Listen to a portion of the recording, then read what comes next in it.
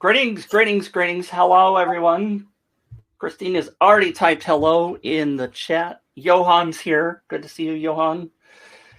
We do have a special guest today. We're going to be talking to my good friend, Christina Etheridge, who is here.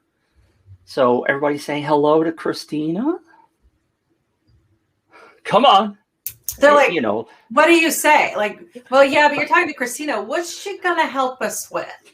No, just kidding. I don't know. That's not important. Before they'll say hi. You're just here to have a conversation, right?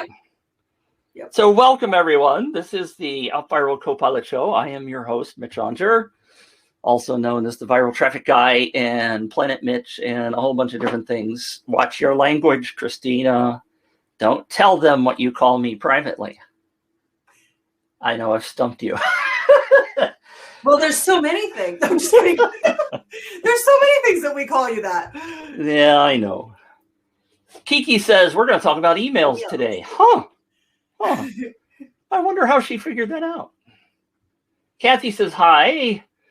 Dagran is here. I don't know if I've seen Dagran before. Natalie's here. Hello, Natalie. Good to see you all. Thank you for popping in. Somebody's raised their hand to speak. Whoever that is. Sorry, we don't do that around here. Don't raise your hand. So Christina Etheridge, Christina and I have known each other since Tribe of almost 2 years now. Yeah. 2018. Where's it? 2019? Well, 2019 is when we met live. Yeah. Right. So. I have, as a side note, new Apple headphones. See, aren't they pretty? Those are the new Apple. Oh, nice. Yeah. And I've noticed, by the way, that they start cutting out for some reason. I don't know if I have them set up wrong or what. So they were just cutting out when you were talking. So I may switch headphones for those of you who are watching. I got my spare pair, my old pair, sitting right here. I don't know. I was on a Zoom call yesterday, and they just suddenly started cutting out. I'm like, I'm not supposed to do that. You're brand new. You're great new tech. You're not supposed to cause me problems and stress. Yes, Johan. New tech isn't supposed to cause problems and stress? New tech. See, they did it again. Hold on. Okay. I mean, you can talk. I just can't hear you. Okay. If y'all hear some meowing or see a big white fluff ball walk behind me, those are my office mates. And one is really vocal and one is really fluffy and will be coming in pretty soon, but they say hi. While we're waiting for Mitch to switch out his stuff. Somebody just said Apple's overrated. I'm like, An apple a day keeps the doctor away. That actually works in tech. Like, longest running things that I have. I'm not saying PCs aren't better for some things and Apples aren't, but I just know that tech-wise and repair-wise, our history with PCs versus Apple products, way less repair time and wait and all that kind of stuff for Apple products. So, yeah. However, if you're going to just like heavy on the live stream, you probably, for the money, you'd probably want to get a PC. Although I use all Apple products, I will begrudgingly say you probably want to have a little PC for your. But I still live stream on mine. Well, and we're going to wrap that up, that conversation about Apple really fast. But I will always tell you, anybody that will listen, that every study that has been done in the last 10 years of total cost of ownership, Apple wins every freaking time. And so many people worry about, well, it costs more to buy. But it lasts. We have my husband's still using a 2012 MacBook Pro, and it still works awesome. I mean, that's 9 years old. Yeah. And we just now we're going to take it into the Apple store. They'll do some cleaning stuff for us, but it's like $50 for them to do that. And then we have a new, so it's like, I love it. I love it because they last so long. Just every time I have PCs or anytime I have that, I have to get them over. But again, they each have their purpose and their stuff. Right. So I don't want to alienate any PC people because this is not like Coke, Pepsi, Ford, Chevy, Apple PC. This is, we're all in this together using tools and devices. Yes. Yes. All right. So Christina, we met, as we discussed already, I am in your membership mastermind, whatever you're calling it these days, the E-Club. Well, you're in, E-Club Square. Yeah.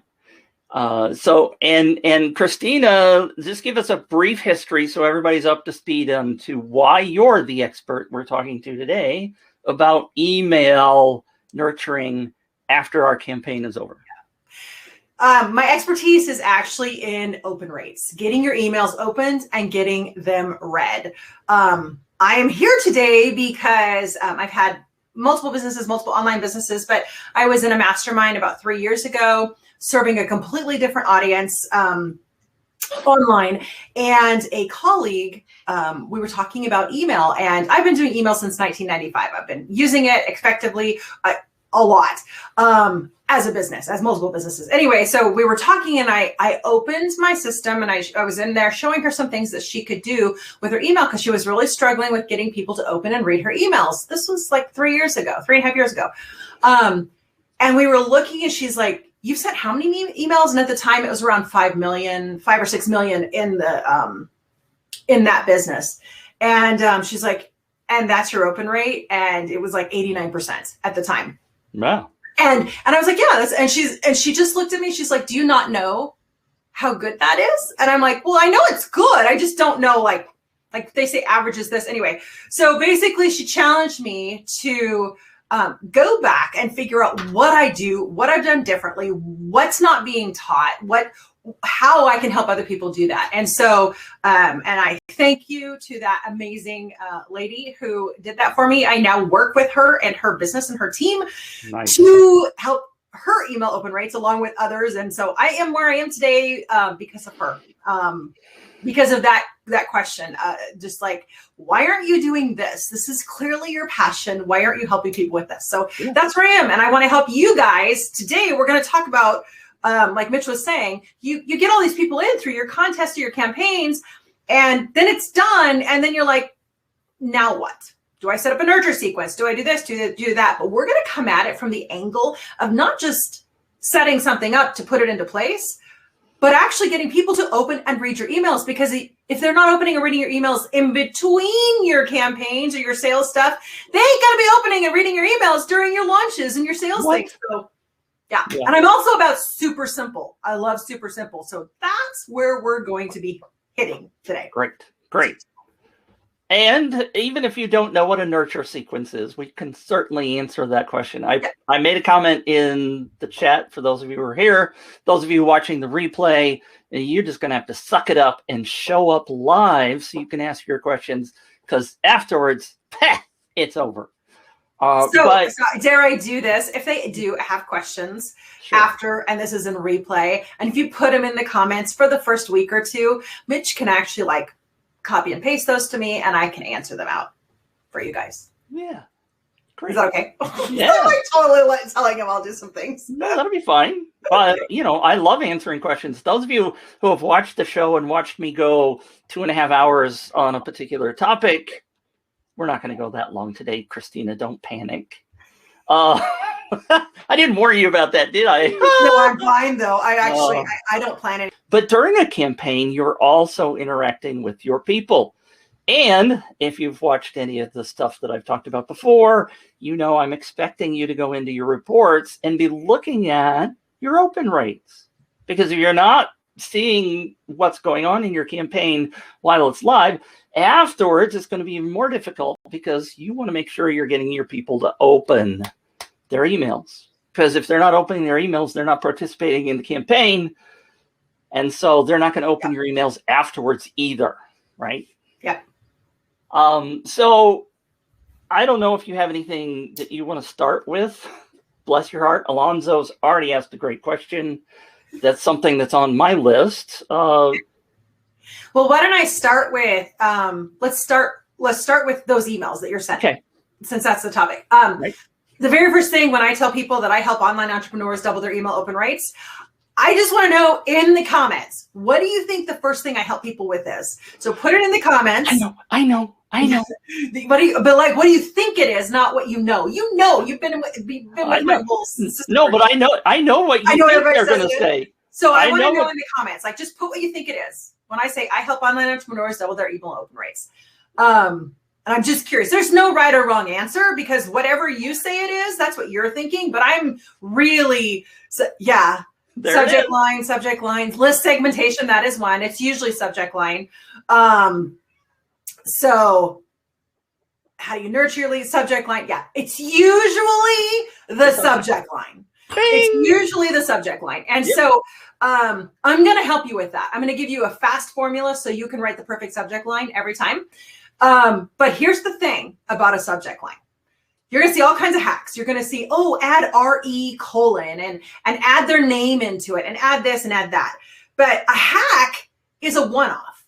A hack only works if you use it very, very rarely, very, very sparingly. It's kind of like I've never done this, so I'm speaking from secondhand experience or third-hand experience, just to be aware. But if you are a bodybuilder and you do bodybuilding competitions, you will dry fast, which means you have no food, no water for the 24 hours or so before your event.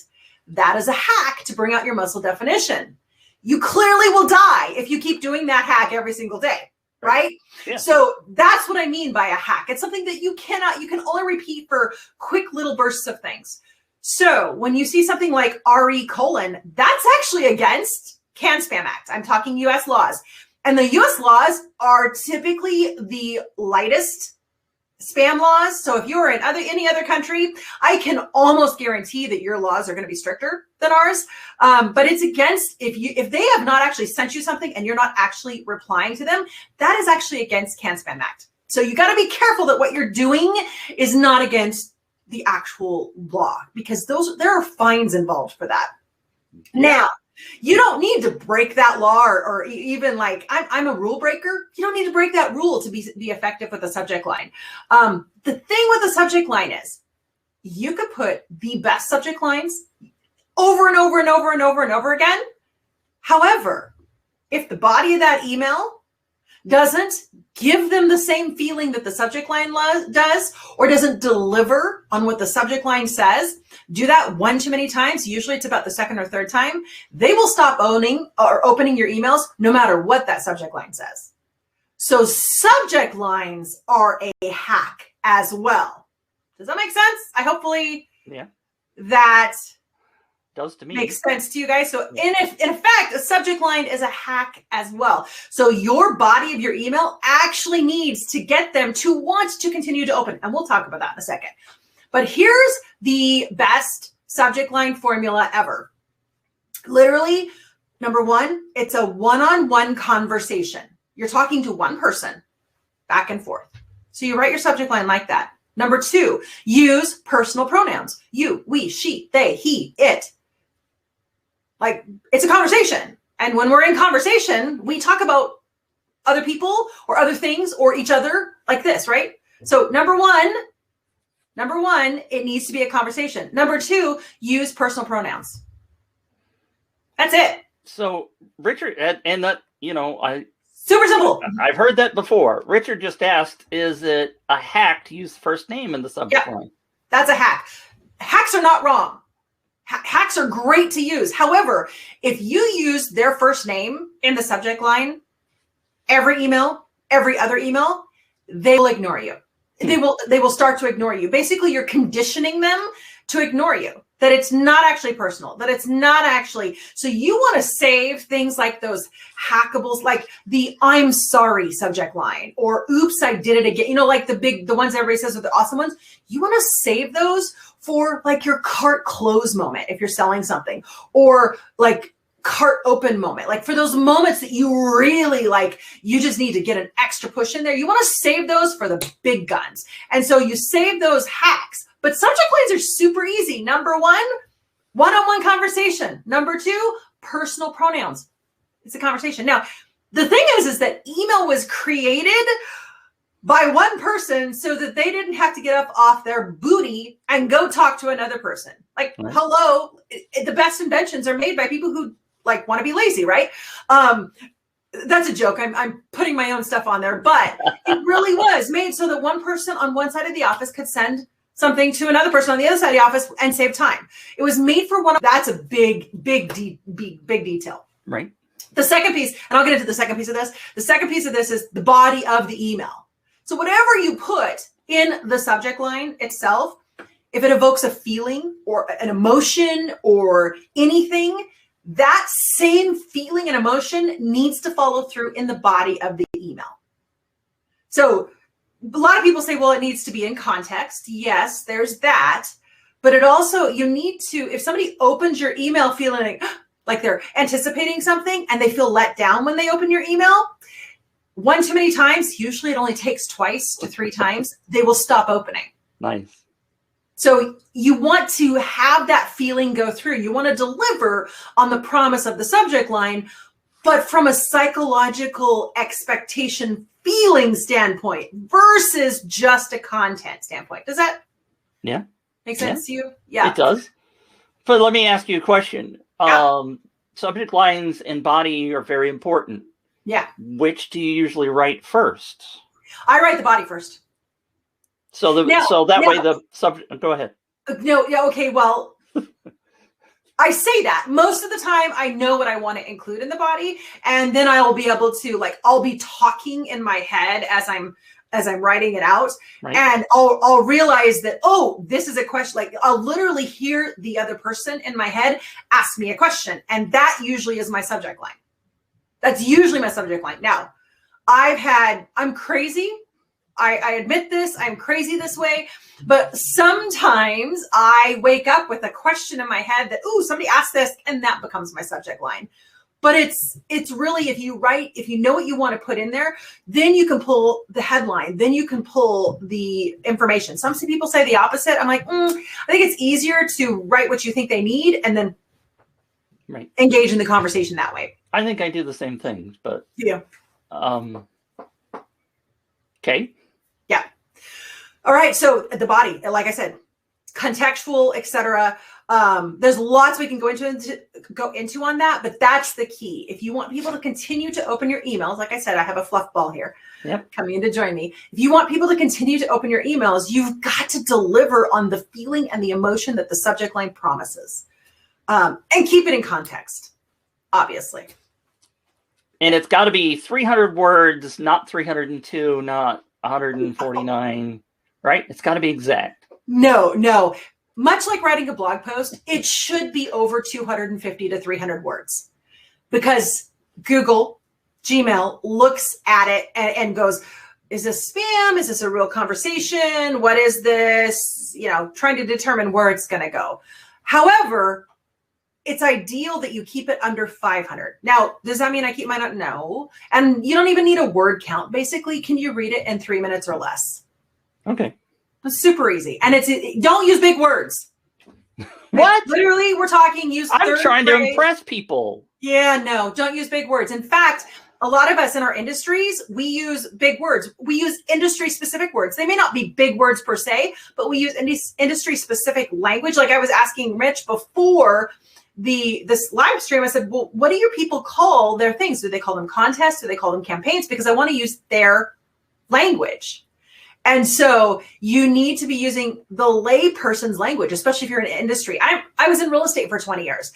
And so when people say CMA or they say appraisal, things like that, the general public knows kind of what they are, but it's not something that's in their language normally. So you would use hey, if you're looking to figure out how much your house is going to sell for, that is way better. That's language they use versus comparative market analysis or CMA. And so I know those are simple, and I know a lot of you kind of know, but you don't use that in everyday language. So it doesn't register in your brain as understanding it quickly. Right. Yeah. Yeah. Yeah. And so I should always use 3-letter acronyms or 5-letter acronyms because never acronyms. Never. Steve Miller just said acronyms. I hate looking up acronyms. So I totally agree. Here's the other piece of the body of the email. If anybody has to do any work, what I mean is if they have to decipher what you're saying, if they have to decide between multiple things and what you put in your email, if they have to think beyond a second, you've lost them. And it's not because we're getting more stupid or stupider. It's because we're busy, and it's because we've there's so much hitting us that we literally make decisions in a second. And so if it's not something that's really intuitive, and that's your goal in your email, is to intuitively get them to either just read it, to respond, to click, to whatever, you want them to just basically almost do it like knee-jerk reaction without even thinking about it. So you want to make it easy for them, super easy. So what you're basically telling me is that it's a conversation, Mm-hmm. and I really don't need to add 10 different images and use HTML formatting and all of this pretty stuff, because that's more important than what I say, right? Yeah, no. How am I doing on feeding you really? Yeah, no. All the things that I've been talking to you about. So here's the thing. I know we know how lovely and beautiful the Craigslist website is. Yeah. Because it's gorgeous. And, and it started in I think they registered the domain in the late 90s. And this beautiful, gorgeous website has been vilified for years because they are so beautiful and gorgeous. Clearly, you guys realize I'm being sarcastic. It's like super, it still doesn't even care if it competes with Facebook.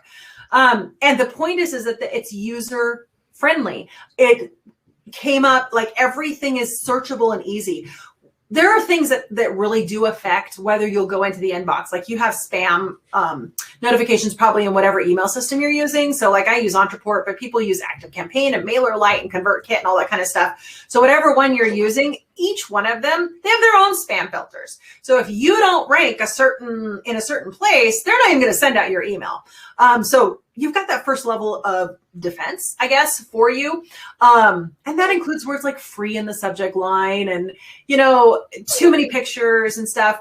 It's really the data on 30 billion emails. HubSpot and MailChimp got together for 6 years and released 2 different reports through their certification programs that they have. And they took 30 billion emails and they created this big, huge research project from these emails. And one of the things that they found is that if you have more than, like, you can put in 0 images or 1 image, but anything beyond that, the open rate dropped because deliverability dropped. So if you've got too many pictures, your deliverability is going to drop. You're not even going to get into the inbox. You're not even getting into the box, let alone any of the box options. So let me ask you, Casey has a question that perfectly fits. I've created an email that's a bit wordy. Each paragraph has a small quote inside of a picture as a testimonial. It allows someone to understand the concept easily within 15 seconds. Is that a good thing or a bad thing? The concept of not the whole email can't be understood within 15 seconds, right? No, but I'm understanding that there's a quote. Okay. Right. So let me clarify. But it's an image. Let me clarify what email I'm talking about. I am talking about a weekly email that you're going to send and engage with your people in between your launches and your blasts and things like that. I'm guessing, Casey, and this may completely be the wrong assumption, but this is an email that maybe goes out during a sales launch from which everything else comes in your email system. So this weekly email that you send is all about connecting with people, just engaging with them, just having them, getting them to just open and read. And then when you do your launches, your flash sales, or things like testimonials and stuff, you got a little bit of leeway because you had this all access pass going. So you get a little bit of leeway if you don't sell to them too much or too often. But those sales, it doesn't make sense that launch series or flash sales series is outside of this. But as long as you're maintaining this, it's kind of like if you're married or in a relationship of some sort, as long as you are maintaining a relationship with this person, when you go away for a business trip or something, your marriage isn't going to end. Nice. Because you're still engaging with them. You come back, and then, if you're always away, ain't nobody got time for that. Like there's no engagement. So it's same thing with email. This is a relationship. You are dating them. I like that. That's a great analogy. Thank you very much. And tracking pixel. Yes, it takes up 1 image. That's why I say most people don't know about the tracking pixel. So it's 0 to 1 image is all you can include. It's basically 1 to 2 images are the absolute maximum before it just takes a nosedive. But if I say 2 images, people think 2 pictures. No. One of those is the tracking pixel. So it's basically 1 image or less. plus the tracking pixel. So yes, absolutely. And I've asked you this before. We don't want a picture of our pretty little smiley face in our signature, right? That's a picture. Why would you waste it on that? I know. Social links. Like if you have a picture of Instagram or Facebook or YouTube, like their logos, those are pictures. Get them out. You know that Wise stamp signature thing? I'm in an email group or a list building group that Amy Porterfield has, and everybody's like, "Oh, you should use this Wise stamp thing and do these." I used Wise stamp in real estate when I sent out individual one-offs, right? Like not through bulk. Don't use those on your bulk. Those will kill your deliverability. Like kill it. Yeah. Yeah, and most people, I used to get a signature from my ad guy, and I looked through my email database inside of my Mac Mail, and there were like 20,000 copies of that picture. It's not smart enough to go, oh, that's the same picture he sent you last time. So it just fills up people's computers with junk. So don't do it. Yeah. Let's do this. Steve Miller said, Steve Miller mentioned video embeds and links and stuff. So since we just talked about images, let's talk about links. Now, with images and links and stuff, we're talking deliverability at this point. So if you, our goal is the inbox.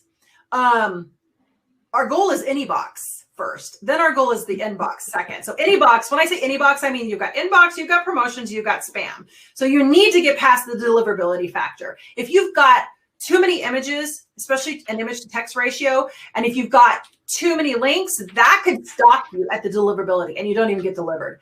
But beside that, when you don't want more than one link. And let me explain what I mean by one link. One link to one place. You can duplicate that link 2 to 3 times, but you only want one link. One, it's a deliverability. This is in the weekly email. Now I send out member emails to my members and I have multiple links. So completely different people open them. It's a different thing. But the reason that you want to do that is because we're talking, again, the psychological behavior of people. If you give them more than one choice, they're not going to make any choice. So one link, this is why click-throughs are higher when you've got one link spread 1 to 3 times, right. 2 to 3 times throughout your thing and no other links. That means no social links, no nothing else. You need just that one link. So videos don't typically, it's a link, it's a picture with a link that most of them don't actually play in the thing unless it turns it into a GIF. But it's just kind of, it's one link. Right. One focus. Think psychological. Think human behavior. Don't give them more, like too many choices. It's like going to the Cheesecake Factory. The Cheesecake Factory, like their menu is so contrary to actually what works in general because people expect it of them. But it's overwhelming to eat there. There's like hundreds and thousands. That's why the smaller, simpler menus, people feel like it's easier. There's less pressure on them. There's less, even if they don't think that, it's shown in like when they do hook people up to body imaging and stuff like that, they'll watch their decisions. If they're only given one, and if you do the same link 2 or 3 times, they're getting choice which one they're going to click, but it's the same place. Right. So it's really interesting. We forget psychological behavior. And Richard thinks his needs to go in there because he's so pretty. I totally get it. I totally get it. I know Richard. He's funny. So also Johan said, so a company logo is a no-go. Of course not. Yeah. I mean, it's like Christina said, it's no different. It's a picture. Google doesn't know it's what it is. It's just a picture. They're just counting it as a picture. Yeah, a lot of people, especially newer entrepreneurs that are looking at which mail platform to use. And so they'll go, oh, use Flowdesk because Flowdesk has got beautiful templates and stuff. And I'm like, you're just starting out and you're going to use something that's going to hurt your deliverability right out of the gate. No. I'm not saying Flowdesk is bad. I'm saying the templates are bad. Right. So don't use the templates. Don't. This is an email conversation. Remember, the algorithm is looking for a conversation, not a newsletter. Well, and I'll tell people, I mean, I had what I thought in Active Campaign was a very simple template because it had, a body text and it had a little signature down at the bottom. And the top thing, who send a receipt email, what their preferences were. Like, what do you like? What do you think you open more? So they would ask us what we did, and then they actually looked at the data based on what we did. So we say, yeah, we want emails with pictures, and we want this, and we want links, and we want this. We want choice. We want beauty. We're big fat liars. We're big fat liars because our behavior shows that based on our opens, based on our clicks, based on our engagement, our behavior shows that we don't actually want choices and beauty, which is, I'm being facetious when I say that. We say we want pictures, we like them, but what we're actually opening and responding and engaging with are super simple conversational emails that are text driven. You can use HTML, but there's not a lot of images in them, one or less, and there's only one choice for a link. Right. Do emojis count as a picture? You know, I've been testing that. If there's too many emojis, my deliverability goes down. I don't know what that number is, though. I know that from the 30 billion because that's research that they gave me. I don't know that from the other. What I do know is if you use emojis inside of sentences, like as a thing for a sentence, engagement goes down because it takes people, they have to like, okay, what does that mean? If they're not used to speaking in emoji, which is most people are not used to speaking every other word in emoji or whatever, use them for emphasis. Don't use them as word stuff. Yeah. Because again, it makes them think. It slows me down big time. I'm 63 and I'm like, what does the rocket mean in the middle of that sentence? Oh, forget it. Right? Yeah. So I would use, you want to use them because you want to be inclusive of different generations, different things, but use them for emphasis, not as actually word replacements. Jeremy asked an interesting question. My issue is people open my emails, but they don't click links. Go to my sales page or buy my stuff. What can I do to get them to open the links in my body of emails? So you actually need to be conversing with them without selling to them before you ask them to buy something. Ding. And that's what this main email is. You need to date them. You need to date them. You need to go on coffee dates with them. You need to, I don't know, go to the beach with them, go hiking with them. I don't really mean that, but you need to go do things that are easy, no obligation before you say, marry me and have my babies. So it's kind of that's kind of where you're going to with that. And so you need to, and you do that so your email body should, number one, give people a way to get to know you. So there's a personal piece to it, something to get to know you. They want to get to know a person. People buy from people. They don't buy from brands. Now you're like, whoa. Time out. These Adidas nuts or these Reebok nuts or, whatever, Seattle Seahawks fans or whatever. I'm like, they're connected to either a person that represents the brand or somebody they know liked that brand. They don't connect with the brand. Brands hire influencers and celebrities so that people have people to connect with. And so when you're dating your people, you need to let them get to know you. And that could be through quick little things, little comments, little things like that. People, like, just because of different things I've done, people know I adopt, people know that we volunteer at the theater, people know that we travel, people know we like wine. Usually they can see this guy, it's a frog with wine. People know I like frogs. Like they know all these different things, not because I sit down and do a whole litany of things, but just little moments that I share or little things that I share or funny things or little, I share something a little personal. Usually I try to make it motivational, inspirational, etc. But then I share something of value. And I hate that word because it's so cliche and everybody's like, what does value mean? You know what? Give them a micro moment. Give them something like, hey, like usually what I do, this is an example. Hey, if you're trying to get your emails opened, change what you're putting in your subject lines. Here's a quick subject line formula for you. Boom. That is value. Like I taught that at the beginning of this thing. Quick little value, a quick little win. So a lot of people go, oh, but they need more. They need to learn more to understand this. Well, yes, of course they do. I know that I'm not going to teach them 30 years of email marketing data and all that I've gone through in one 2-minute email. But I'm going to give them a quick micro moment, a win, a quick win, a quick lesson. Micro moment. Yeah. So, and then you train them that, oh, okay, they're just going to give value. I'm just getting to know them and they're going to give value. So they can breathe that you're not always selling to them. And then when you do a flash sale or a launch or something to sell, that's when you can go all in because they're into it and they're connected with you and resonate with you. And that is why this process works way better than selling in every single email. I know people like selling in every single email, but that's a lot of work. And you have to be really, really, really aggressive with your list cleaning if you want to keep people in there. Like you literally will be list building. You're going to have to list build at 2 to 3 times the speed that you think you need to, because you're going to lose 50 to 75% of your people within the first week or 2. Yeah. Activity wise. Right. So part of what's happening here, I'm just kind of reiterate it because I think this is critical, which is why you're here. Casey had asked earlier, do we need to nurture the leads before we send out a flash sale? The answer is, she just told it, heck yes. And let me just say, go ahead.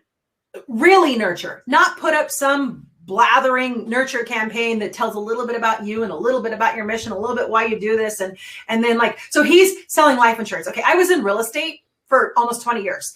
And I started email marketing in real estate. So a lot of real estate agents think that it needs to be about sales or comps or just real estate, but that's not true.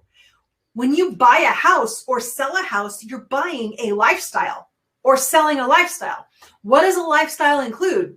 Well, doggone it, it includes going to the neighborhood ice cream thing every Friday in the summer, or it includes going to the beach, or it includes, so you include all of this stuff. It includes going to the businesses. So you're going to talk about that. With life insurance, there are all kinds of things. You can share stories of different things, related and unrelated to life insurance, why people need them. So many young people don't think that they need it. They don't realize that you can share stories of, find real stories, but you can share stories of why, even a $10,000 policy or a $20,000 policy, well, if you're single and have no dependents, is still valuable because it pays for you. Like you can talk about that kind of stuff, but you don't even need to talk business. You can just talk like how you're living life. Right. To connect with people. Right. And in what cases, like where is life insurance good or not? The different kinds. If you, like Dave Ramsey's all about term life insurance. If you are adamantly in disagreement with him, come out on that stance. You're going to alienate people. That's what you want to do. What? You want to bring people in who are passionate about you, or like not at you, but your topic. And you want to get rid of the people who are not. And that's all part of this nurture process. Typically when people say nurture, they mean, can I just put stuff up and let it go? No. I thought nurturing was like hugging and loving people, and you're telling me to get controversial. Wait a minute. Well, take a stance. Like I'm taking a stand. There's a few things I'm taking a stand on when it comes to email. Yeah. That I think daily emails are bull.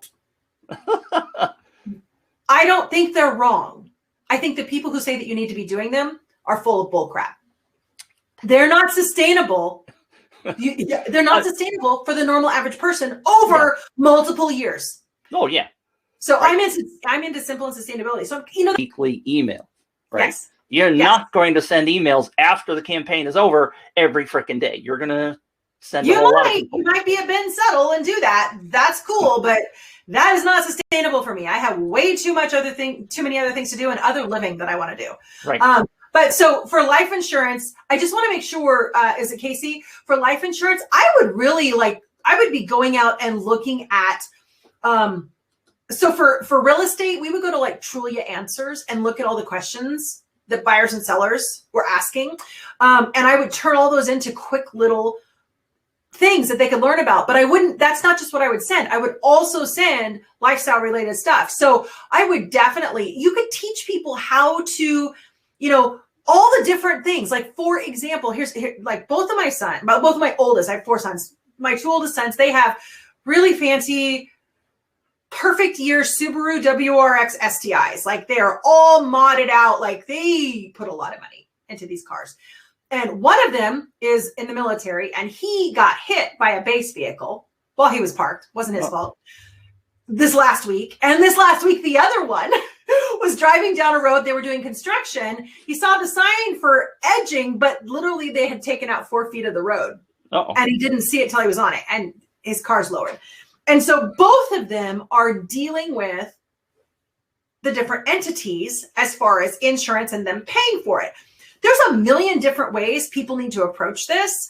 And you could be teaching people how to do this, like literally individually. So go onto it. Like if you are hit by this, here's the process you go through. Here's it. Like, how do you do it? Should you call your insurance? Should you not? Like all these things. There's so much that you can do in little micro moments and just keep moving on, etc.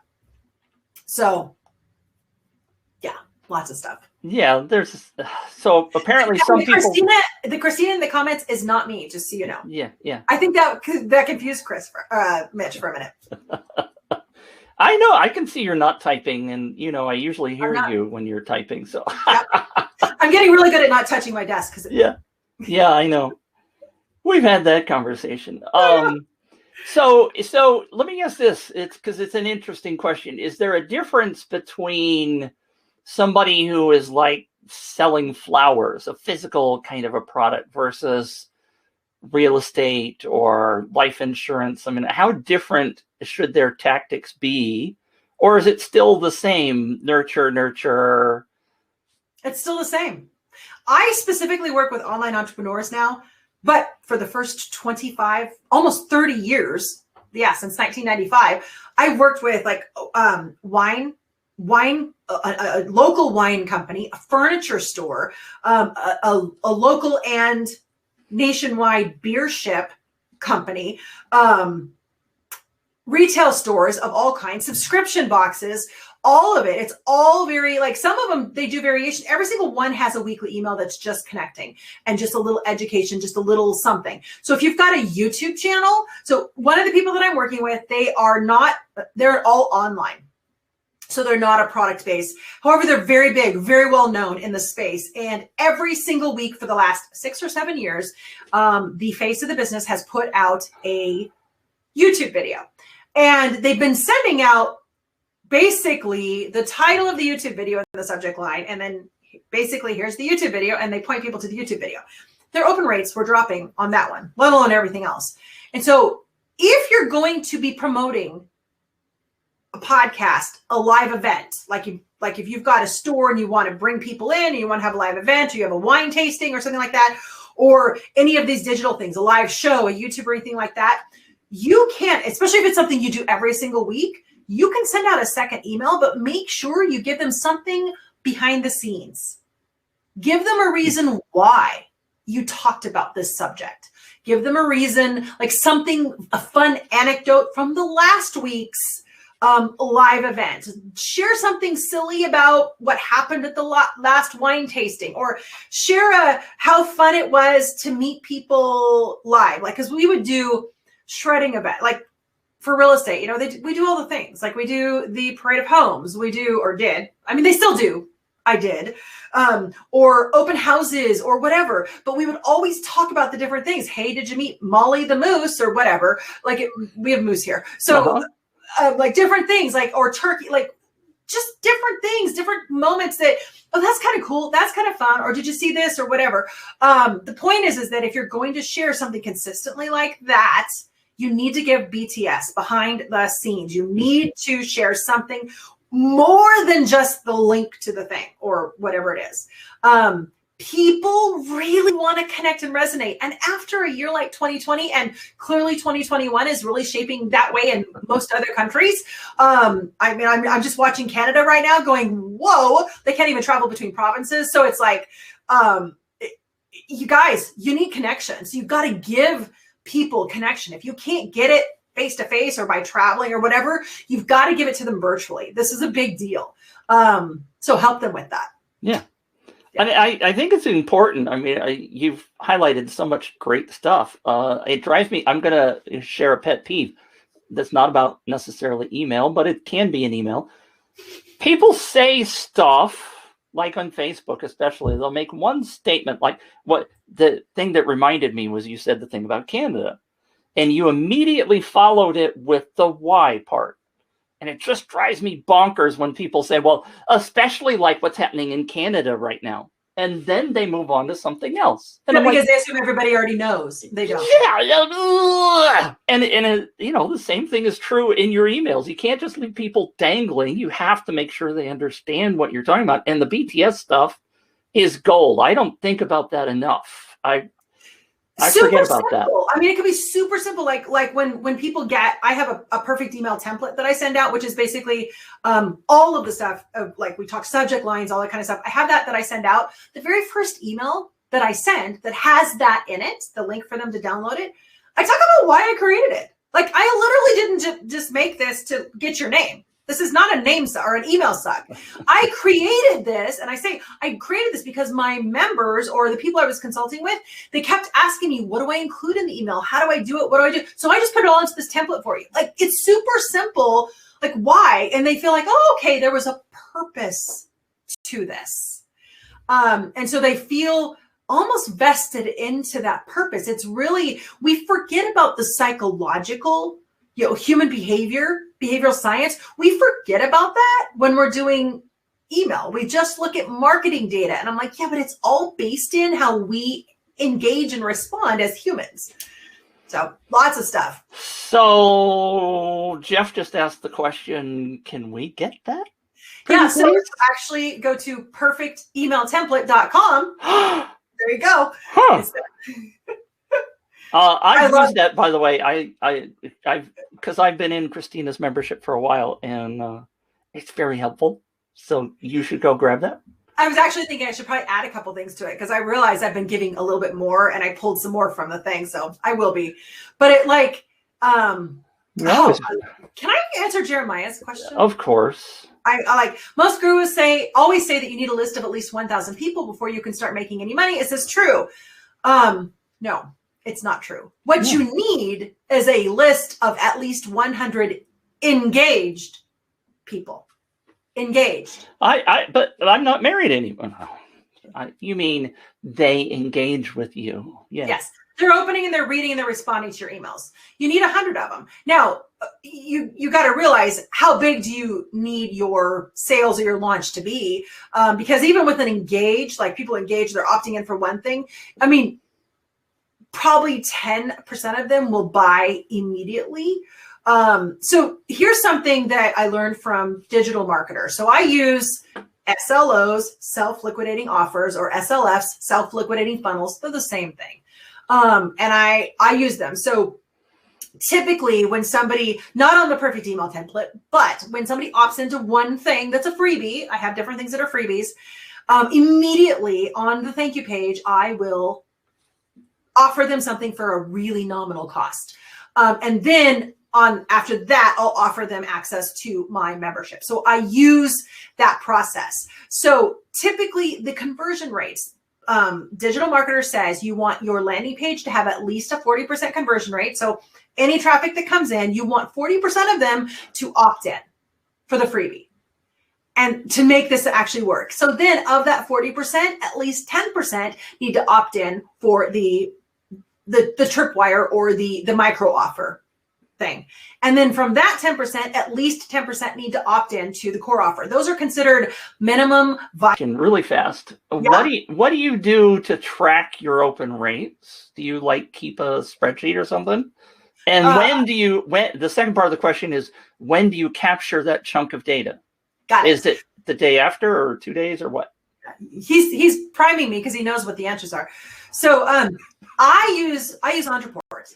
Ontraport is God's gift to not having to use Infusionsoft. Just gonna say that. I used Infusionsoft, and it is Confusionsoft, and it's a lot of work to understand it, but also they flippin' they just nickel and dime you. Like, oh, you want to be able to see your data? That's X amount. Oh, you want to be everything's nickel and dime. So, and so I use Ontraport. I believe, I know ActiveCampaign has really good reports. I'm pretty sure ConvertKit has, most of the systems have pretty good reports. I just go into the system and I look at it, and I can sort by opens. I can sort by so I can look through. If I'm struggling for a subject line, I will often go into my thing, sort by highest open rates, and then I'll look for inspiration from the subject lines I've already used. And so that's all I do. Now, if you're tracking stuff, okay, that said, I work with a lot of companies that have a lot of people involved in their space. Right now, I write all my own emails and I do my own tracking because that's my expertise. That's probably one of the last things I will actually outsource in my business. But in one of the businesses that I consult with, they do have a master spreadsheet and everything goes in it. So they actually have an email coordinator. That person does not write their emails, but they make sure everything's scheduled. That the person's an expert in Infusionsoft, which is what they use. And they will schedule everything and put it into a spreadsheet, which helps me as the consultant to go in and look and go, okay, look, we're trending down, we're doing this. So you can or you can't. Either way, if someone else takes over that data for me, oh yeah, I'll be having them putting it into a spreadsheet so that I can look at it. Cool. So how's that for a big gray answer? Nice. Yeah. Jeremy wants to know, what's your preferred form of marketing for lead gen? So do you mean for list building? Yes. Yes. I use a variety. So guess what? This actually being here on Mitch's show, on anybody's, like I go on a lot of stages. So virtual stages. I call everything a stage. I do some stuff in person, not much. More now because I have 4 boys, all 4 boys. I'm now an empty nester. I am 50 and an empty nester. I love being an empty nester and feeling like I'm young. Anyway, 50 may not be young to some of you, but I love that anyway. So I will travel more. I didn't travel a lot when my kids were still here because my whole purpose for having a business was so that I had flexibility to be with them whenever I wanted. So for me, I like to be on stages, preferably virtual stages like this, podcasting, things like that. But I also have a lot of organic going on. So lots of when I have blog posts, I always make sure I have featured downloads that they can opt into. When I have all over, if you guys look me up on Facebook or see my Facebook profile, you're going to see exactly 3 links, and every single one of them in my profile are going to be related to the business. So it's people are going to go on there, and I do a lot of engagement in Facebook groups. I have all that. Now, I try to bring in 30 to 40% of my leads organically. Why, you may ask? Why? Because organic leads are higher quality, higher targeted, more engaged leads. And if your list building is not 30 to 40% organic, you're going to have a harder time keeping your email open rates up or increasing them if it's just through paid ads.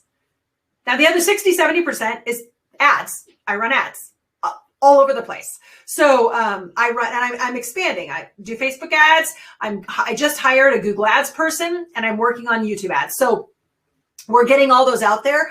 But it's 60 to 70% is ads. 30 to 40% is organic. Is that what you want to hear? There was a question earlier from Celcio.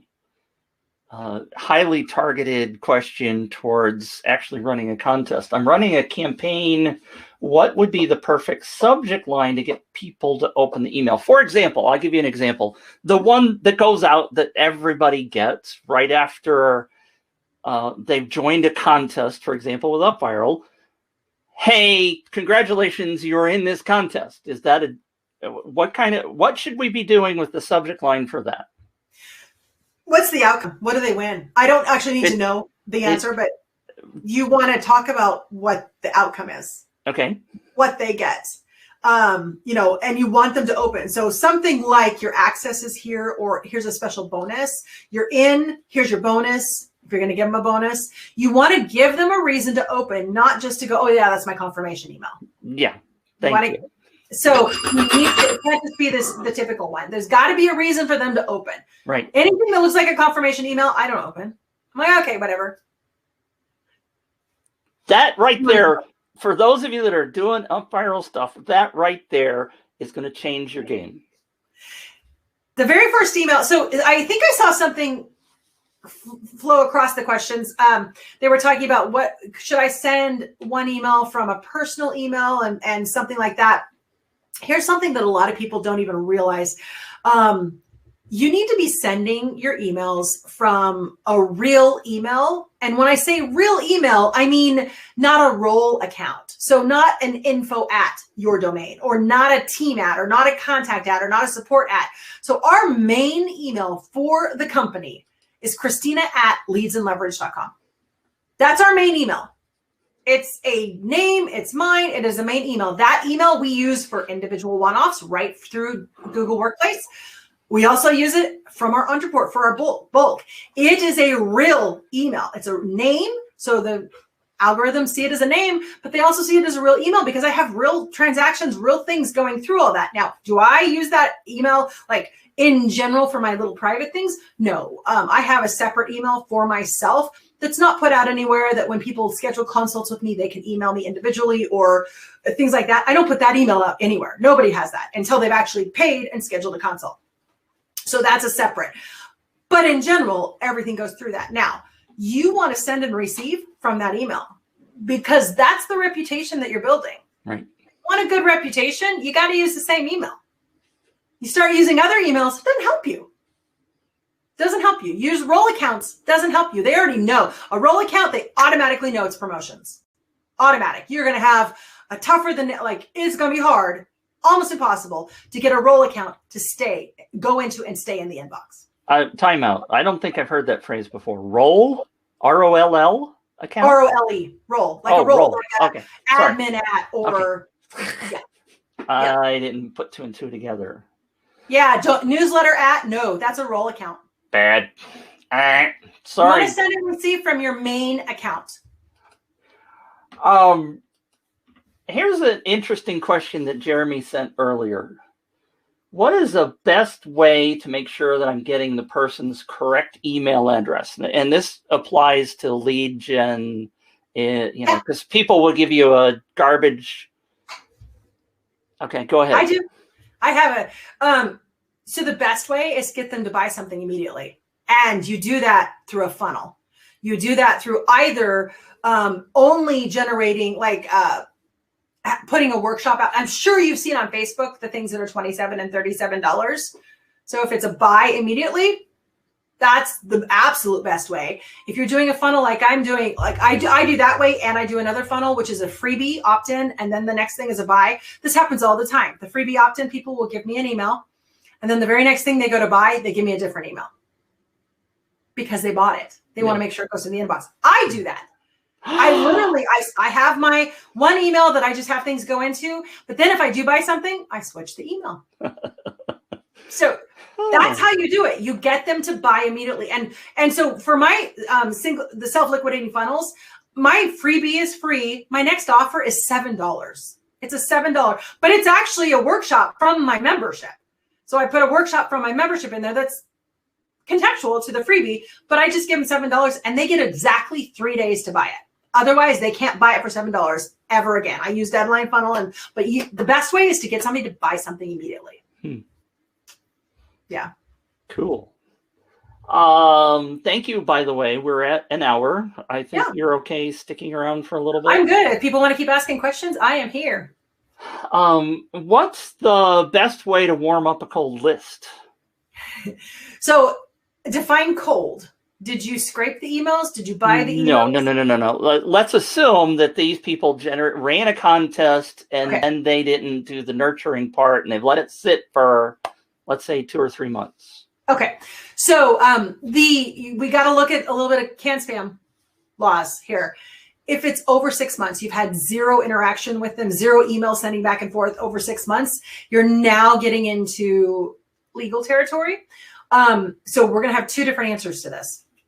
If it's over 6 months, I would do a re-engagement campaign one time. It's 1 or 2 emails just to re-engage them, and that's it.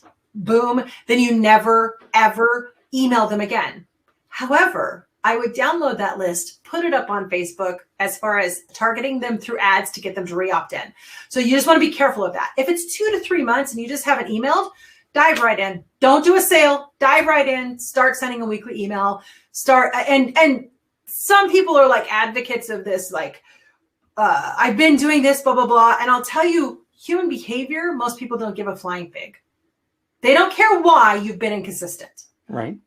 Doesn't matter. And a lot of people feel like either like, let's say you came down with COVID, and you were down and out for 8 weeks. Well, great, but you're then getting them to try to feel sympathy, and that's not the feeling that you want them to get. So you just want to dive right in and go, you know what's something I've learned over the last 6 weeks? I learned this, and share, and it's make it valuable, make it inspiration, make it educational, share it with them, or just dive right in. Like literally just reactivate. So I've done that. Anyway, not about COVID, but anyway. Amr asks, any tips on cold outreach to businesses? Kind of a different topic, but. Yeah, so if you're doing any type of email marketing that they did not opt in for, that is not my wheelhouse. That is against CAN spam rules. I don't even go there because so many of them it will be almost impossible to maintain any type of good deliverability or open rates. There is software you can use for that, but I am literally all about getting people to come to me versus me trying to get them to come to me. I want to put out there so that they want. It's way easier to sell. I'll tell you, you guys don't realize this, but most real estate agents, even in a really hot market like we have, most real estate agents sell less than 20 houses a year, and they're considered good. So our average, over 18 years, I sold over 4,000 houses. That's more than 200 houses a year. Wow. And so huge. And we're talking from way before we had all the digital stuff too. So, and I did that because I was like, I saw my dad, he was like cold calling and he was door knocking. I'm like, ain't nobody got time for that. You can't scale that. And so I set up all the online stuff. Again, 95 is when I started. Email marketing really wasn't a thing. Websites weren't really a thing because I was like, let me just do kind of it's not really the law of attraction, but it's pull marketing. Right. Put it out so that they want to come to you, because I'll tell you, when they experience the discovery, they're loyal. Yeah. And they buy more. So I would not necessarily do cold outreach via email marketing to businesses, but I would reach out, figure out what their struggles are and stuff in general, and then put your stuff out there in the right places, answering the right questions. It's actually easier. It scales better. Yeah. Way better. And I think I know what you're going to say to Gene. What's your sneakiest subliminal trick to include in your copy? Be real. That's what I thought you were going to say. I win. Ring the bell for me. Not transparent and authentic. I mean, real. Talk like you talk. Yeah. Be you. Like one time, and this may upset or offend some people, but many years ago, I used to write for a big industry publication for real estate blog. And people were asking me, what's your morning routine? So I put my morning routine, and one of the things in the morning routine, but I was being real. I wasn't going to hide it because they wanted to know. If you don't want to read the Bible, don't read a book, read something else. I don't care. You wanted to know my routine was. So it's kind of a be real. Don't hide pieces of you. Yeah. Thank you. I was right. I knew exactly what you were going to say. Be real. Denise's question, is there a best time of day or week to send the email? Yes. There is a perfect time of day. Here it comes. Wait a minute. Let me give you the drum roll. There we go. What day of the week and time of the day will you consistently show up to send that email?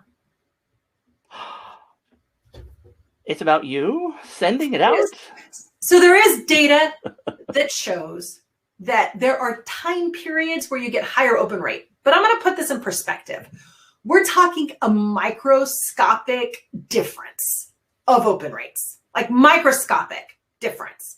The most important thing is consistency. You get higher open rates when you deliver at the same day, same time every week, just like a TV show.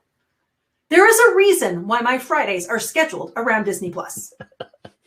I'm a Marvel fan. So see, but there is a reason. I literally, my Fridays, my husband and I get up early so that we can watch, because we don't want any spoilers. I mean, this is crazy sounding, but so, and this week, because it's the last episode of Falcon and Winter Soldier, oh yeah, we're on it. But there is a reason we do that, because we're invested in it. We know it. So for people getting your emails, They know, and you show up. Also, the algorithm, if you're doing these dating emails, same day, same time every week, the algorithm gets to know that, okay, this is the delivery thing, and it really helps you. It helps your open rates. It helps your deliverability through the algorithm. Yeah. So I send mine because I work with online entrepreneurs, people who are, creating side hustles, building online business, etc. I send mine Wednesdays at noon my time. I'm on the Pacific time zone. That's what works for me. It's not a Monday. Mondays do tend to be the worst, but I still send emails once in a while on Mondays. But Wednesdays at noon works for me. And sometimes if I don't get it out at noon on Wednesdays, I've been doing this for years now, I'll send it Thursday at noon. But the key is consistency. It's just like building any social media channel. You have to be consistent. So Steve asked a good question, and I'm going to add a little bit to it. Steve's question is, could you give me 30 seconds on Ontraport, please? I have GetResponse, and I find it far from intuitive. And your question that follows that always is, should I spend the time to switch? Yeah. Because one has a better open rate, or I've heard it. People open on that kind of stuff. Riff on that for 30 seconds. So honestly, so as far as open rates go, between platforms, comparative GetResponse and Ontraport, they're probably going to be pretty comparable. They're both reputable companies. Their focus is deliverability. So they're going to make sure that they get into the email algorithms. There are some out there that don't. But for the most part, the top 10 that you probably hear about, they're all going to be pretty good as far as deliverability, even though they release these reports saying, well, this one got better. This one got better. This one, it's different every month, but they all kind of bounce around each other. It's kind of like the different auto rankings. The same kind of same ones always end up on the top 20 list, right? They're pretty good. So as far as that goes, I wouldn't switch just because you think you're going to get better deliverability between one of those two. I would only switch if there's a gap in your business. You're going to have to invest the time to learn Ontraport. So since you're already on GetResponse, you might as well invest the time to learn GetResponse versus relying on being intuitive. And that's where I'm at. You're going to have to learn it to some extent. Now, there are Ontraport certified partners, and I've been using Ontraport since 2014, and I just hired one. I just hired one to do stuff because I was like, why am I spending my time doing this after 7 years? But I'm still having a hard time releasing control of some things to them. But it's literally, you're just going to have to learn it. You're going to have to invest in it. And I bet if you went through maybe some of the training, like extra trainings or maybe somebody's course on GetResponse, you would be happy with GetResponse. Yeah, I found when I switched from MailChimp to ActiveCampaign that it crushed me for 2 or 3 months. I mean, I was unproductive. Did you not do the stage steps? No, I was not smart, Christina. That's before I knew you, by the way. But glad you clarified that. People don't think about how large that task is and how many people you're going to lose in the process because of that. I mean, they just go, oh, I think that one's better, and they start moving, and I'm like, stop, don't do it. Steve, what I would do is Ontraport has a user group on Facebook. It's amazing. Their customer service is amazing. I would join that group. You don't have to be a buyer yet or an account owner to join that group, but I think it's Ontraport user group, and you can go in and just kind of look at that engagement with people, look what's going on, etc. I found it pretty easy from the beginning, but I've been with them for 7 years, and as they've grown and changed, I've learned as we've gone along. So, but I do find it. Ontraport is also, I mean, it's an Infusionsoft equivalent. I don't know why more people don't use it. But it's not as confusing as. No. Let's be clear, right? Not at all. And there's no nickel and diming. There's just different levels. Nice. That you buy. So, Ian, yes, I'm seeing your questions. I put one of your questions off from a few minutes ago. He's questioning whether or not I'm seeing them. What type of email do you send when transitioning from a workshop close cart to a new offer for those people who didn't buy? It's kind of that's part of your flash sale or your launch series. It's just the downsell. So it would be considered a downsell, typically a downsell. So I'm guessing, so like after a launch, when you ask the question, hey, what was it that held you back from buying? Or, hey, I've got this other thing. I don't want you to have to wait a whole year, depending on what you're offering. Right. I've got this other thing that you can do. So one of our downsells, when I offer the course, it's a $2,500 course. When we come off the course, and the people who didn't buy, I have a $200, which is actually the full course in just a workbook. There's no videos, there's no nothing. And so anybody who buys that, then I offer them, okay, if you buy this, you can start going through whatever you can. There's no support, no videos, but I'll give you, this is now a $200 coupon towards your next year's purchase for this course. So that would be one process downsell. So it's typically you're inquiring. So you want to know why. The first thing is you want to know why they didn't buy. What was it? Was it the timing? Was it your messaging? Was it whatever it was? And so you want to do that in a no, you don't want them to go into defense. Right. Like they're already probably in defense because they couldn't buy or didn't buy. So you want to be like in more curiosity seeking mode in that email. And then any email that follows up needs to reference the data that comes from that curiosity seeking mode email. You can pre-write this knowing what people are going to respond. If you do. If you've done this before, you know what the responses are going to be.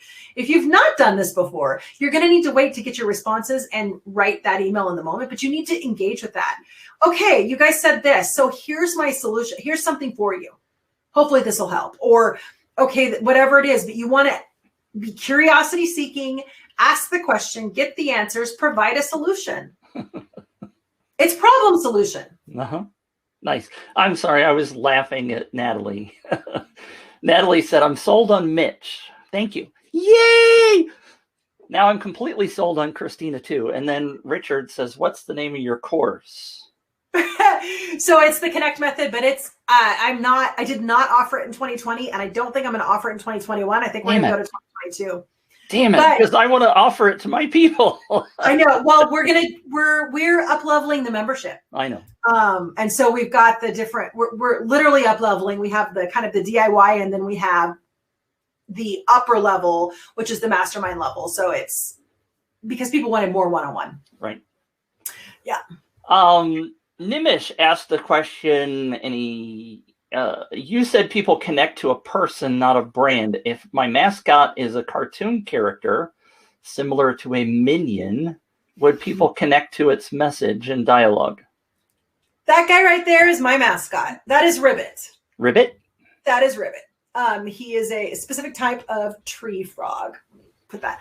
He's a specific type of tree frog. He's on my landing pages. He's on a side where I'm not in video. He's everywhere. He is in fact, I have people like, you're my own special frog and blah, blah, blah, blah, blah.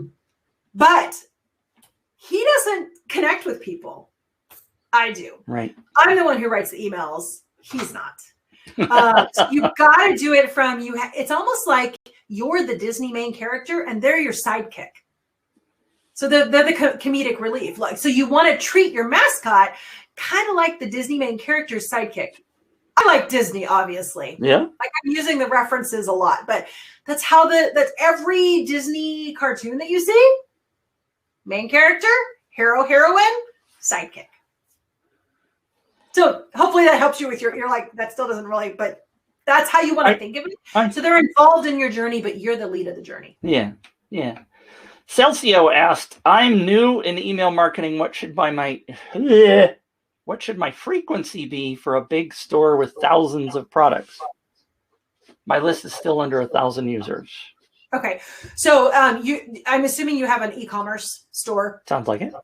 What you want to do is you need an email that goes out every week that teaches people how to use what you've got. Pick one thing. Just pick one thing. How to use, how to style. I have a friend she actually does specific kinds of shrug, like they're shrugs. They're not scarves, but they're things that women wear too, fashionable and everything. And so she literally each week she shows a different way to style it. And then she talks about the other things that she got with it to style with it. And she points people, whether she carries those things or not, she points people to resources. If you're wondering, go watch Instagram stories of fashion and beauty influencers. That's kind of where you want to go. You want to go along those lines in your emails where they are sure they've got links, but not all of them. A lot of times you're just seeing their everyday life, how they're using things. That's where your value is going to come in. But you want to, if possible, connect some of it to you. If you're the face of the business or to the face of the business itself, this is kind of this can be tricky if you're the face but you don't actually do the hands-on work, or you have a different face and you're the one doing the hands-on work. So one of the companies I consult with, they're very big, and the face of the business is like really trying to transition to like a next group of people, but we still need that face because that is who people resonate with that thing. So what we've done is there's so many years of content, they're now pulling things in that this person has said and shared, and they're turning that into his voice for him in the emails. So it's not actually him doing it, but it's all him saying it. They just get it transcribed and they put it in.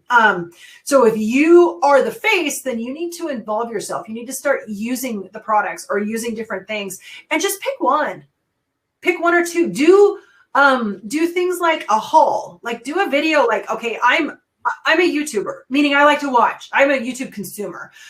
So I watch Marvel videos and TV shows, and I watch YouTube. That is literally all I watch when I'm watching things. I watch all kinds of things on YouTube, but one of my favorite things are Amazon hauls, especially for organization, things like that. I love them. That's my addiction. Okay. But I like them because they're really revealing in how any one of us can do things in our own business for our own people. So you could do, I don't know what products you have, but let's just say you have a theme. You could do a theme haul and do a video and then share that as different things, a different way they're using it, why you like it, etc. You could profile if there's influencers or other people that are highlighting your products. You could talk about those things and share video. If you're anything like me, like I literally buy everything online or delivered. And so I'm trying to think like, well, okay, oh, you can't see them, but every single one of those things, with exception of one or two that I bought directly from the author, were bought on Amazon. So those are books, different journals, different things. So I would do an office organization, like here's my organizer, here's my this, whatever. But it's a haul. It's basically a group of things that you purchase that you love and you share. And then usually people will share an Amazon affiliate link. So the video is sharing things. I watch those all the time, and I use Google Keep, and I have this Google Keep list of Amazon things I want. My cart's got like 300 things in it, so I'm constantly well, in the save for later portion. Have you seen the things where Amazon will sell a bundle, like this big box of stuff that's been returned, and yes, people pick through those that's what I thought you were talking about when you said haul. Okay. Yeah. Have you bought one of those before just for fun? I have not. So one of the things that we do, my husband works for a professional theater, not a movie theater, a performing theater. And I am the costume shop director. I manage the costume shop. And one of the things that we do is we sell stuff on Poshmark or Facebook Marketplace or whatever to make money for the costume shop. And so we've gotten like lots of donations, of course, but we haven't yet bought things yet from like Amazon or stuff like that, because we've had so much stuff to sell. Yeah. But that is next on my list because I'm trying to make money for the costume shop in a way that other people can do it too, not just me. So, yeah. So Paul's still nagging us about, sorry, Paul, the name of the course. What's the name of your course? The Connect Method. Okay. Sorry, the Connect Method. Steve, but if you connect with me, so if you look at my profile on Facebook, you'll see a link that says emailforentrepreneurs.group. That is a Facebook group that I run. It's Email for Entrepreneurs. And I do free stuff in there all the time. That's where I do notifications as well. Obviously, first is my email list. But if you join that group, I ask you to join my email list. So nice. It'll all be on there. I'm also thinking about moving the course into the membership on a different level. So that's the reason for the delay until 2022 is so we can decide what's the most effective way to help people, because we have found that it's not a fat. Like when people go through a 6 or 8 week course, they really only get 1 or 2 things. And then they, in any course, get 1 or 2 things. And then it either becomes overwhelming or they just do those 2 things and then come back later. and we're thinking that a membership is probably more effective. So, well, I have my own membership, obviously, for people anyway. But I find that much more effective because, you may not be there every week or every month. You may not show, but when you have something you need, showing up for a membership is so much more helpful because we get that one-on-one conversation and we listen to what other people are asking. And it's much like this, right? You just sit and have a conversation, answer questions. So much more valuable than just selling or buying a course. I know so many people that have bought courses, like you said, and just taken a couple of nuggets. The value, and I really believe that long term, that's going to be a much better business for those of us like you and me and I'm going on riffing. Yeah, but you're going on a tangent, but that tangent can be directly related to email and how we connect with people. Yeah. So your sale, like when you do a launch or you do a flash sale and stuff, if that person's not ready in that moment, or for whatever reason, who knows, it's just and then they won't look at it anymore because there's self-guilt. Right. Like if they can't afford it, like there's guilt that I can't afford it, or they feel maybe despondent. Oh, I have to wait another year. How am I going to do this? I guess I'll just go it on my own. Like there really is. It's not just that's why they respond. So because it's negative. There's negative connotations connected with it. Does that mean you should have it open all the time? No, not at all. Right. That's not what I mean. But if you're doing that and you're not then continuing to engage and being part of a community still, they're going to be left with that instead of going, you know what, I can still be part of the community. I can still learn something. I can still engage. And so that's the difference between a course and a membership. There's absolutely nothing wrong with the course. It is meant to go deeper, faster for people who are ready. And that's the focus they want to do. The membership is meant to jump in and out of. Like you're in the membership, but you physically, when you have that gap, you go, okay, I need help with this. There is a membership that I have been in, I think for 6 years now. I pay $79 a month because that was his founding price. I think it's like $300 or $400 a month now for the same membership. I go in maybe twice a year. Yeah. And I go in just, okay, this has popped up. It's a Facebook ads membership. This has popped up. This is new. I'm going to go to him. I'm going to go learn it. And then I go back out and do my thing. And I continue to pay $900 a year because that saves me time and energy. And when I need to, I can go look and find my answers. Yep. Membership. I find memberships to be perfect for that, especially for ongoing things. Well, Facebook ads, that's an ongoing thing. Email, that's an ongoing thing. I mean, it's like there's some things that aren't. You learn a skill and you don't really need to master it beyond that. Setting up your lighting for your shows, maybe not so much, but yeah. Anyway, I think that was a good. You were just saying, I'm like, that's email. That's dating versus flash sale. Exactly. Thank you for connecting those for me. Jeremy asked earlier, do you send certain emails to people based on what they viewed on your capture page, like retargeting? So you mean the capture page? So you're talking about based on what they opt in for? Yeah, kind of. I mean, I know Active Campaign, for example, you can have it detect if somebody's gone to one of the pages on your website. Okay, so when he says capture page, though, I'm getting to my community, right, where I'm going to engage with them. They all get the same thing every single week. And then if I'm going to do an example that I would do is, let's say people opt into the perfect email template. That is not actually connected to a self-liquidating funnel. So I don't have an upsell after that yet. I'm going to, but I don't yet. So when I do, I am going to send hey, I've got this. You got this lead magnet. Would you like this workshop now that this is available? It's only going to go to those people who opted in to the perfect email template. So yes, you're going to do some segmenting like that, but your weekly date with them goes to every single person on your list. Right. I'm not sure. I'm going to ask this question. And by the way, for those of you who are here, we're going to wrap this up really soon. So if you have a quick question, please put it in there. Kiki asked earlier, are web scraping tools legal? I don't know that there's any laws against them, but. No, for Facebook, it's against terms of service. And if you Right. get caught using them and they determine you've used them, you'll get your accounts shut down. And I'm not willing to take that risk for that. As far as scraping like emails and stuff off of websites and things like that, the problem is then they haven't opted in. You're going to get crap open rates. You're just going to go. And if you're going to have to like get a new domain and new email address and a new email account associated with for every single time you want to send emails. It's just not worth it. Right. To do that. It's really, I know it seems like work up front to start reaching out and getting people to come to you, but I'm telling you, it is the only way to scale. You get it out there. I started in 1995 in real estate. What I didn't tell you is I'm a second generation realtor. My father was a realtor. I started in that. My sister and her husband are both, and they now run the property management company and the brokerage. So they now do it all. My dad's retired.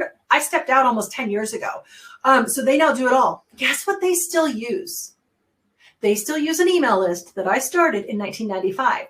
That email list still gets opt-ins from organic list building that I set up. The last time I touched it was over 10 years ago.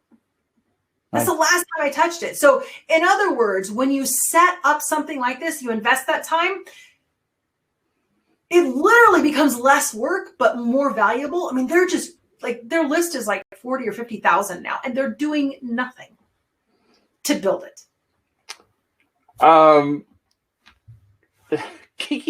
Kiki, bless your heart. Thank you for being here.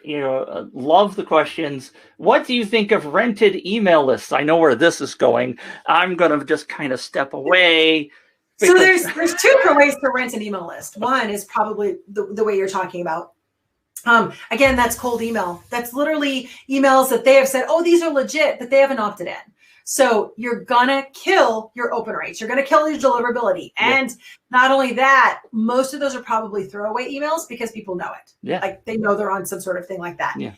The other way to actually valuably, effectively, whatever word, to rent an email list is to collaborate with somebody who is in a connecting market with you. So for example, Mitch has an email list of people that have purchased UpViral.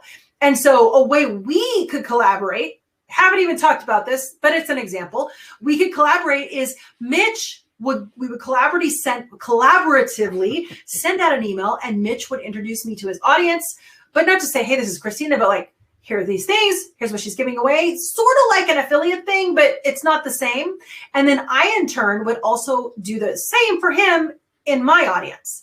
So then we're opting in. And so we're actually getting people to still discover us, which is the valuable part. This is why we are so addicted to social media, because we're out for the discovery. We're out for the hunt.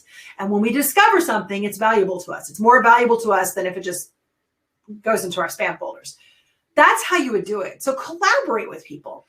That's how you build a valuable list. Like that's one way to build a valuable list. As my friend Paul says, it's about the relationship. I know you've said that multiple times today. I'll give you as a high D on the disc. I'm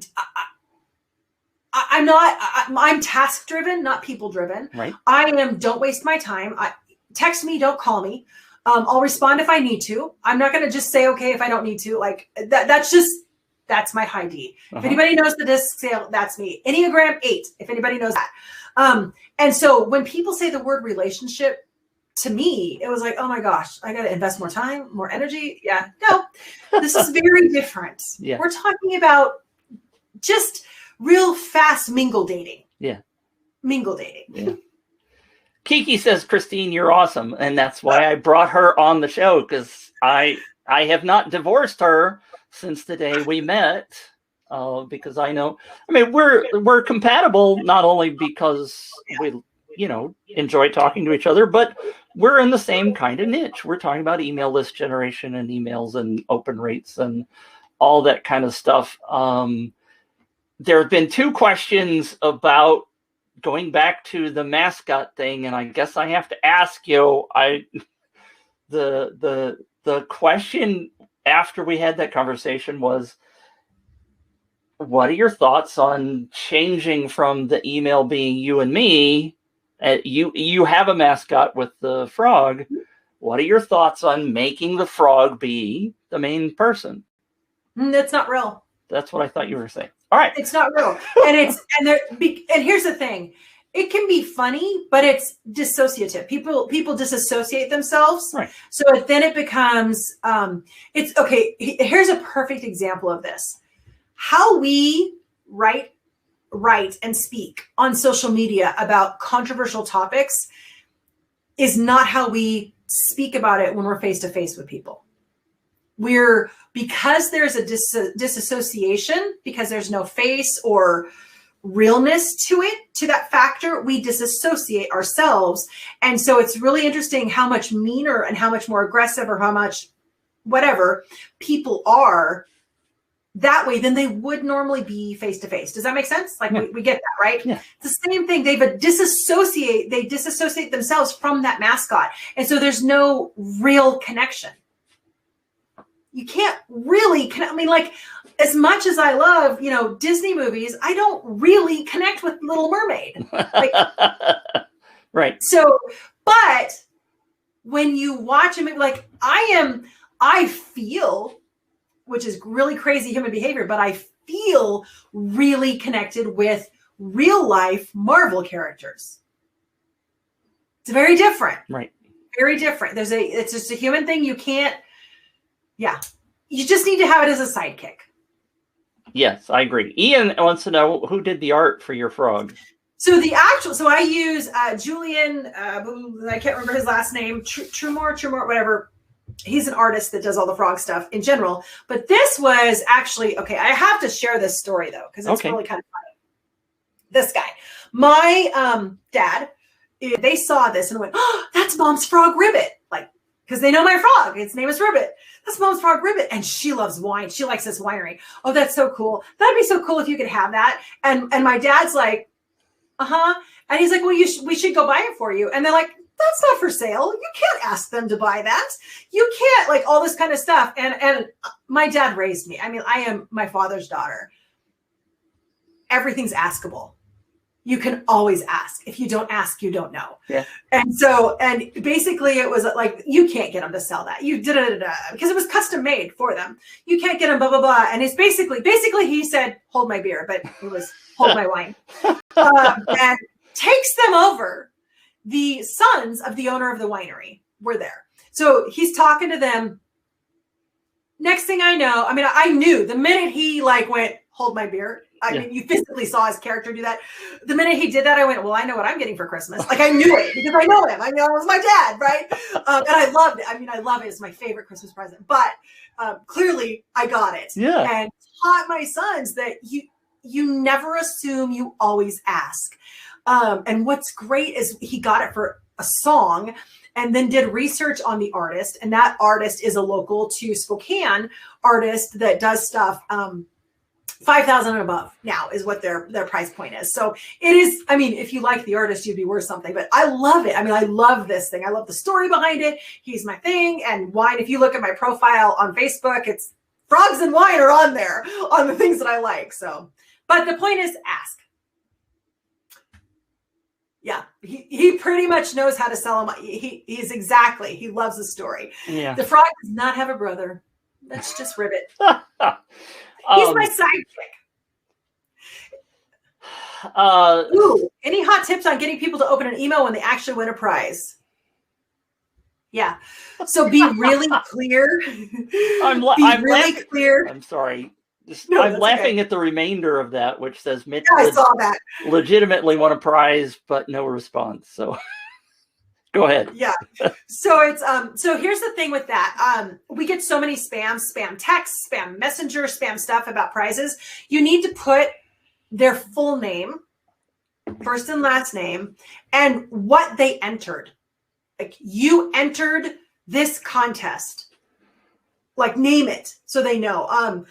When it's not crystal clear, we're hesitant to open because we don't know if it's spam or Trojan viruses or what. So be really clear in the subject line. Yeah.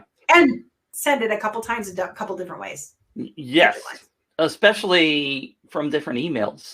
Because I have difficulty giving prizes away sometimes. because people never see the email, or they think like it's spam, like you said. Or they entered in on that throwaway email. Yeah, well, and there's that problem too. Yeah. Frank still wants to know the name of the course again that you're going to offer, and what's the name of your Facebook group, please? So the name of the course, it's not planned, it actually exists. Mitch has been through it, the Connect method. And the part that's questionable is we might be actually incorporating that into the eClub membership, which that exists right now. People can get into it. So we're actually looking at that process. Is that a better journey for the users? And if you guys are interested in that, I do have an affiliate link. No, I'm just kidding. Yes, he does. Mitch does. So when we do the thing later this week, Mitch can send you, because I'll have a freebie for you guys. But also the Facebook group is Email for Entrepreneurs. Emailforentrepreneurs.group is the link that you can use that goes right to the Facebook group.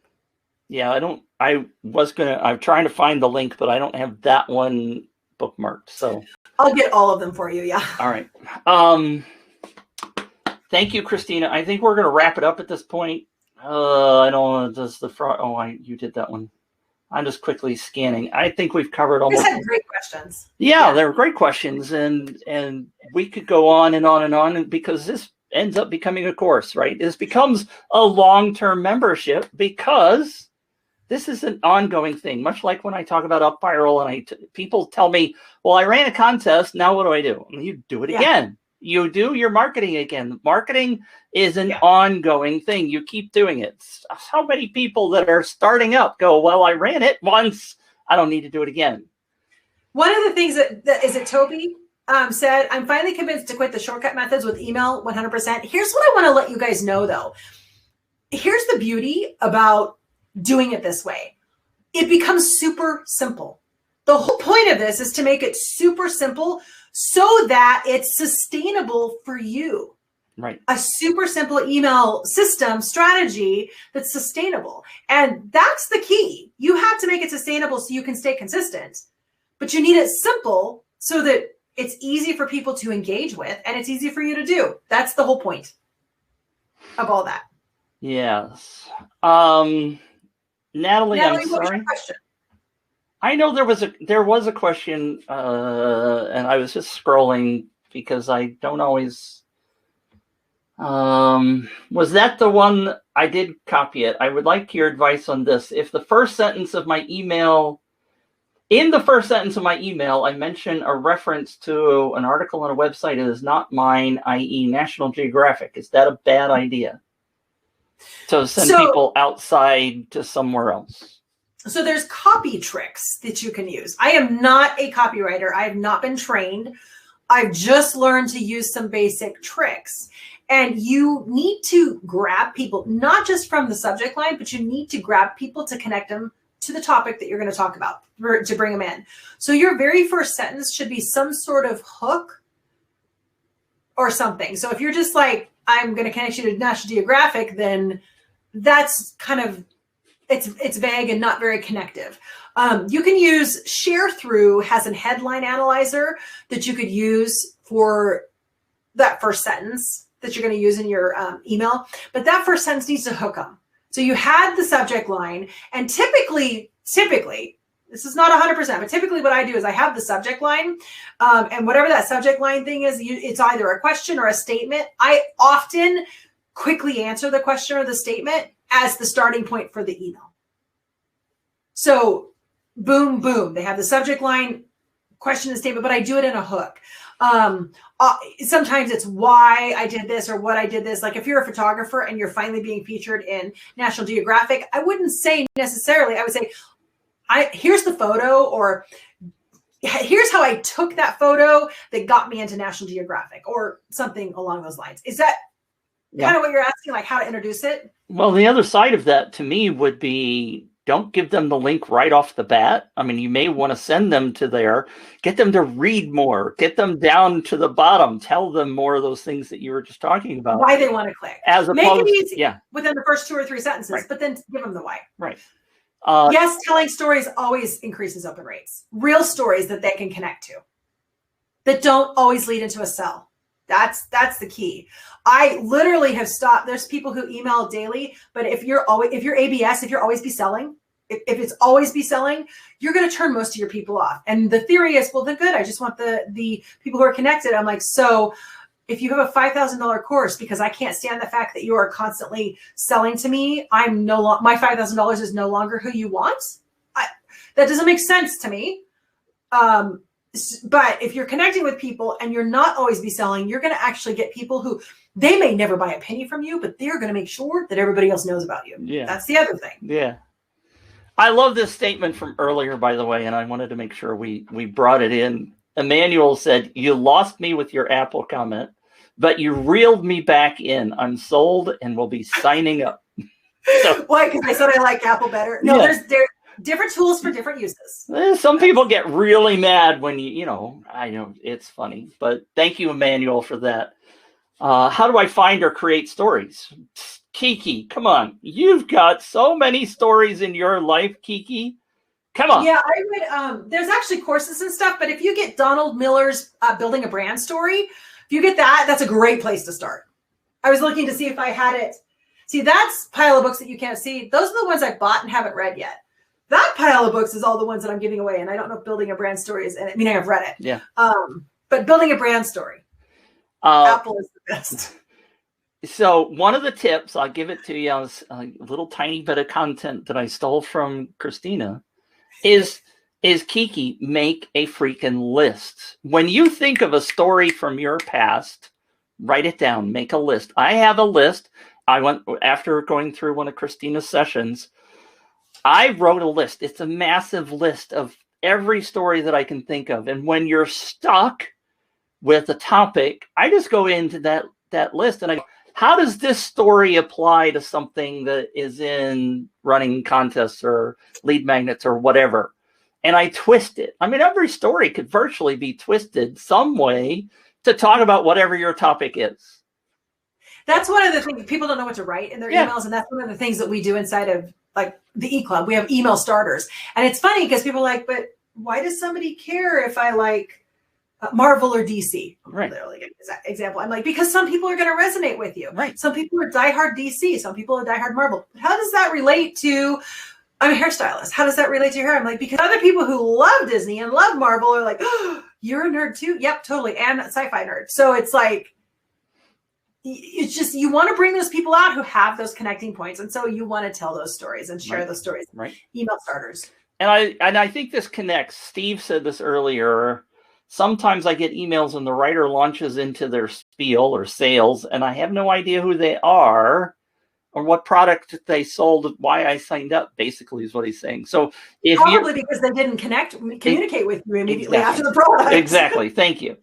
Also because of how they're doing, like it probably doesn't say their name, or like mine always says Christina Etheridge Leads and Leverage. Like that's what it says.